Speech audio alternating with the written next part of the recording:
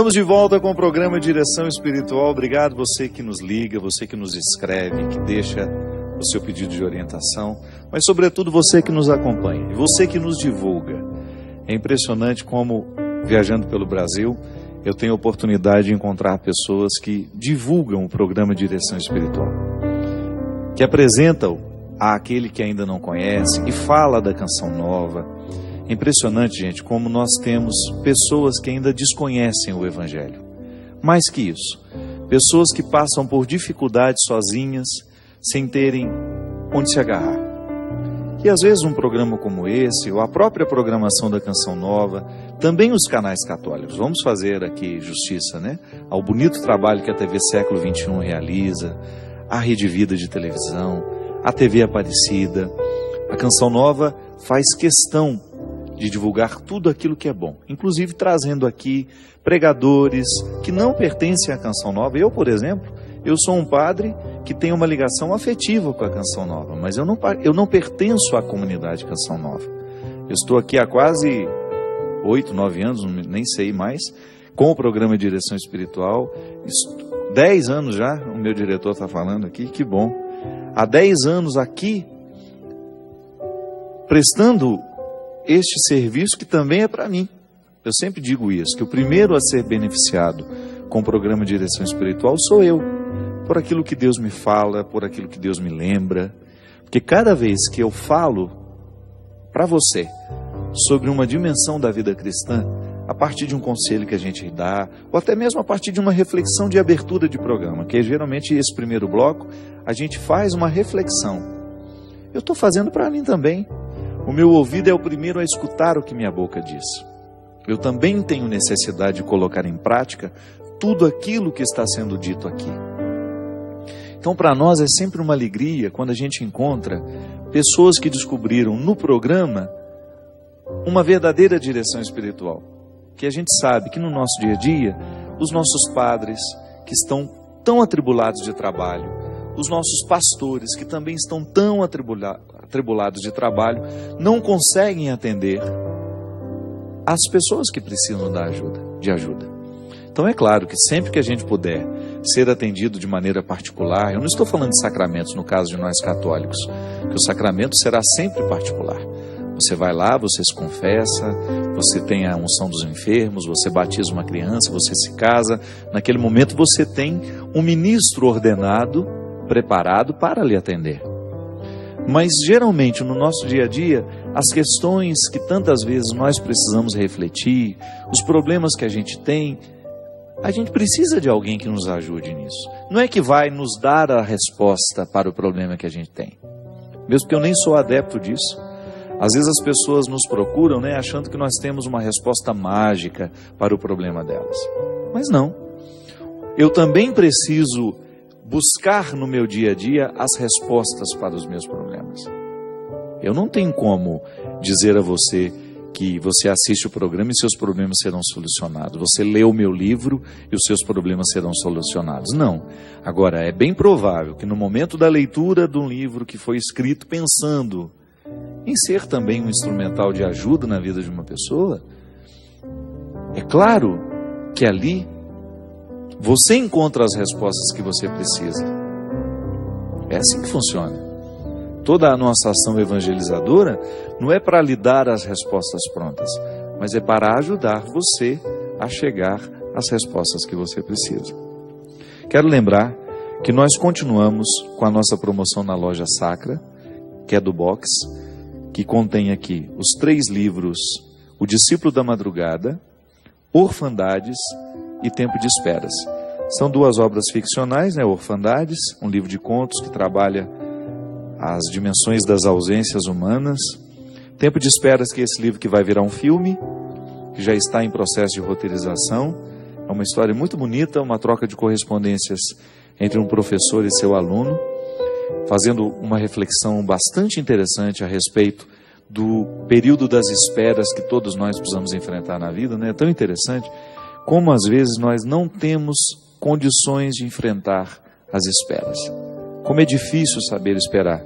E O Discípulo da Madrugada, que é uma obra que eu considero muito especial, que é o encontro de Jesus com um mestre da lei e o processo de transformação que Jesus realiza no coração deste mestre da lei. Então este box será autografado se você pedir através do site www.lojasacra.com.br. Se você faz lá o seu pedido, você vai ter o box autografado. Gente, eu não vou autografar livro por livro não, viu? É um autógrafo bonito aqui na capa, ó, com seu nome e tudo. Senão a pessoa vai achar que eu vou autografar os 3 livros mais a capa, né? Não. O autógrafo vai na capa, bonitona aqui, para você ter na sua estante, ou para você presentear alguém. Às vezes a gente conhece pessoas que estão passando por momentos difíceis, momentos de depressão, momentos de angústia, de sofrimento, de doença. O meu livro Tempo de Esperas, ele foi, para mim, uma surpresa muito grande. Quantas pessoas que estavam acamadas, doentes, falaram: nossa, padre, como aquele seu livro me ajudou. Como a leitura daquele livro me ajudou. Ou então o Discípulo da Madrugada é um bom livro para aquele que não participa muito da igreja, mas que tem sede de Deus. Porque o discípulo era um homem assim. Só que o contrário, ele participava demais e tinha pouco Deus na vida dele. Então Jesus vem e apresenta para ele que nem sempre estar dentro de uma religião é a garantia de ter Deus dentro do coração. Então o livro Discípulo da Madrugada, ele faz cair por terra muitos preconceitos que às vezes a gente tem. Que às vezes a gente, numa análise muito rápida, a gente pensa que meu filho não vai à igreja. Cuidado, viu? Ele não vai à igreja, mas às vezes pode ter um coração mais cristão do que o nosso, que está todo dia lá. Então, é claro que a pertença religiosa é interessante e a gente sempre vai motivar para isso. Agora, a gente também precisa tomar muito cuidado para a gente não incorrer no risco de propor um remédio que o outro nem precisa mais. De repente já fez uma experiência de Deus e o reencontro com a igreja vai ser daqui a pouco. Não adianta a gente forçar a barra. De repente vai ser daqui a pouco que esse menino ou que aquele rapaz vai redescobrir o valor de estar ali, de pertencer, mas na marra ninguém funciona. Então é um livro que eu recomendo muito para a gente oferecer àquela pessoa que você sabe, que tem sede de Deus, mas nem sempre tem disposição de ir para a igreja. E o disco novo, que deve estar saindo essa semana, Deus no Esconderijo do Verso. Meu novo trabalho, que conta aqui com participações muito especiais. Foi um disco muito bem produzido, graças a Deus, com uma equipe maravilhosa de músicos e com as participações de Nana Caymmi, Alcione, Fagner, Fafá de Belém, Elba Ramalho e Nina Jô. Um disco muito especial que você também pode dar de presente para quem não costuma ouvir música religiosa. Porque, como é uma linguagem de música popular brasileira, né, muito embora as músicas sejam naturalmente religiosas, porque foram escritas por mim, são 4 regravações, mas boa parte do disco foi escrito por mim. Então você vai ter a oportunidade de oferecer àquela pessoa que você sabe, que vai ouvir a música sem o preconceito, né? Porque às vezes a gente tem muita dificuldade, não é, Christian? Boa noite, meu filho, tudo bem?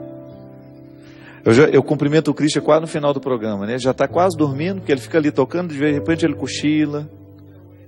Aí já fala: oi, tchau, tchau, boa noite, tchau. Mas na verdade, você que trabalha com música também religiosa, às vezes as pessoas têm muito preconceito, né? Eu fico, às vezes observo que pessoas, de repente, depois que escutaram um trabalho da gente, falam: nossa, eu não sabia que vocês tinham tanta qualidade na produção. Acha que a gente grava o disco atrás da igreja, né? Ou então acha que os nossos discos são ruins, igual aquelas músicas que a gente canta, né, por aí nas missas. Não, tem muita gente fazendo trabalho de altíssima qualidade, nomes que estão zelando pela qualidade da música religiosa, como Ziza Fernandes, Celina Borges, o próprio Rosa de Saron, que quebra todos os paradigmas. Eu fico tão orgulhoso desses meninos, de verem esses meninos entrando em contextos seculares, onde as pessoas prestam atenção na qualidade musical e depois são tocados pela mensagem. Quantas vezes nesses programas onde eu vou, nos próprios bastidores da Rede Globo, onde às vezes eu fui para participar de um programa, a Fátima Bernardes mesmo, eu me lembro quando eu estive lá, e o Rosa esteve também, em particular ela falou assim: padre, que qualidade musical tem esses meninos? Eu falei: pois é, e eu fico orgulhoso de ser padre e saber que esses meninos honram a qualidade da música. E é assim que a gente vai quebrando os paradigmas. Então você de repente tem um filho adolescente, presenteia com um disco do Rosa de Saron. Uma música que Deus vai entrar pelas entrelinhas, sabe? Porque o meu grande objetivo com o CD Deus no Esconderijo do Verso é justamente falar de Deus com essa delicadeza, para que as pessoas possam percebê-lo através da beleza.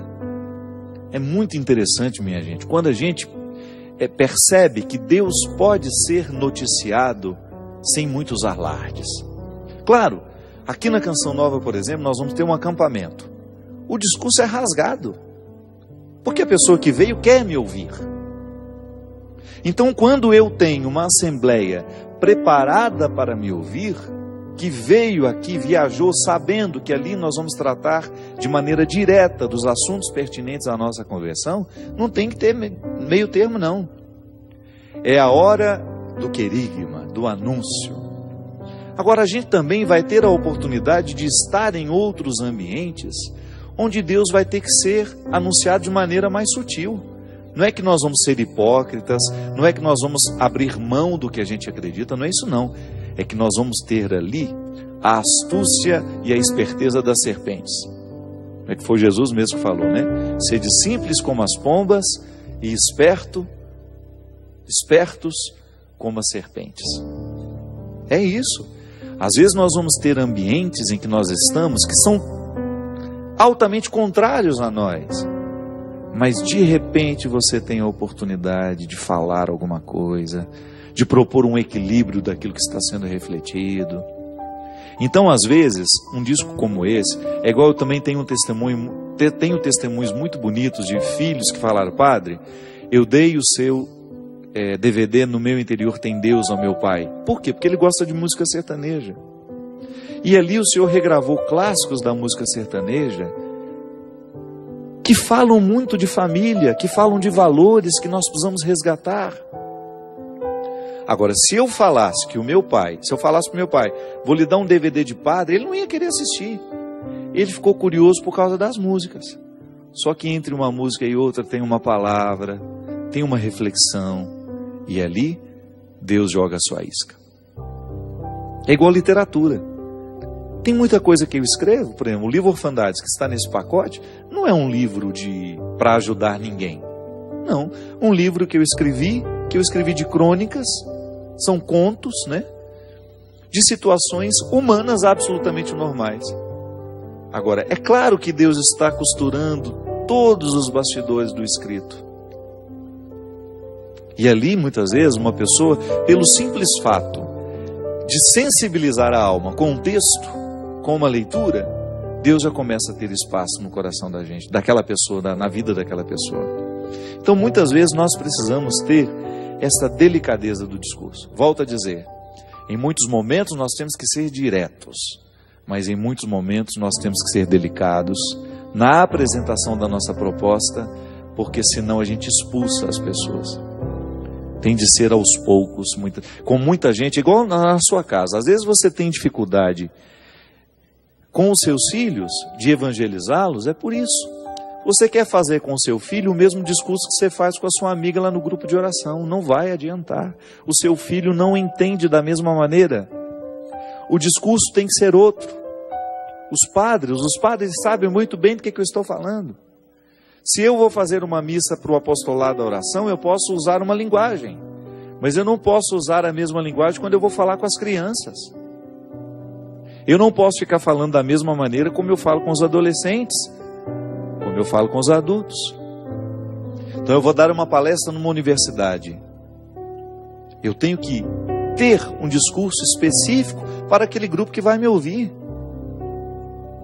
Eu posso até, como padre, dar uma palestra para um grupo de ateus. E lá eu falar de valores cristãos sem que eles percebam que eu estou falando de valores cristãos. Ou a vida humana ela é tão cheia de belezas, ela é tão cheia de oportunidades para que a gente fale dela. Eu costumo dizer isso, gente, e às vezes sou até mal entendido. Nós estamos muito carentes como humanidade. Estamos carentes de valores religiosos, sim.